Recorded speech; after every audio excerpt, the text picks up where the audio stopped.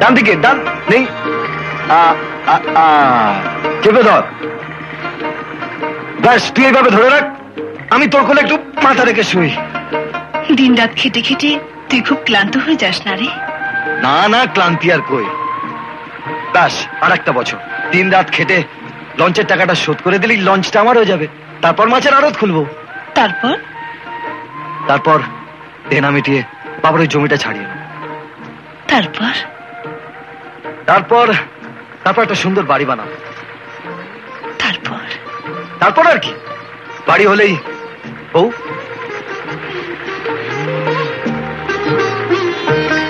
এই গরিবের ঘরে আসবি কত? এই গরিব যদি আমাকে গ্রহণ করে তাহলে আমি আর গরিব থাকবো না রে, রাজরানী হয়ে যাব। কদম,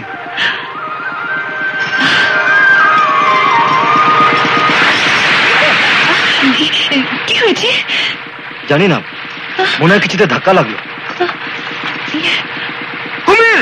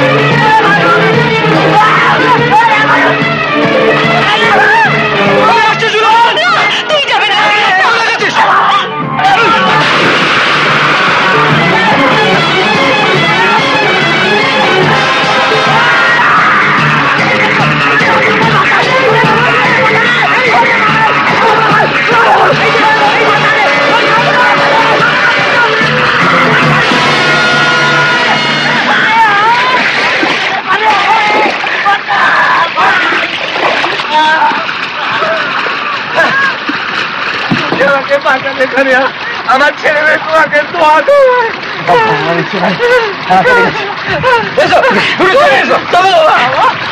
আমার 20,000 টাকার জালটাকে ছিঁড়ে ফর্দা ভাই করে আনলি আর মাছ এনেছিস মোটে দুজুরি। কি করবো মহেশ বাবু, কোত্থেকে একটা কুমির এসে জালটা কেটে দিল। তুই সেই কুমিরটাকে ঘাটাতে গেলি কেন? রে বাবা, নৌকো উল্টে আমাদেরই খেতে যাচ্ছিল, তুমি বলছো কুমিরটাকে ঘাটাতে গেলি কেন? 20,000 টাকার কি হবে? আরে বাবা, লোক মরে গেলে কি হতো? কি হতো? লোক মরে গেলে আবার কি হতো? কিছুই হতো না, গোড়ার ডিম হতো। তো তোমার পয়সারও ঘোড়ার ডিম হবে। একটা মানুষের জীবনের দাম তোমার 20,000 টাকার চেয়ে অনেক বেশি। জ্ঞান দিচ্ছিস? জ্ঞান দিইনি, বুঝিয়ে দিচ্ছি। তাহলে তোরা বুঝে রাখ, যতদিন আমার জালের দাম না উঠে আসছে ততদিন তোরা কেউ মাছের দাম পাবি না।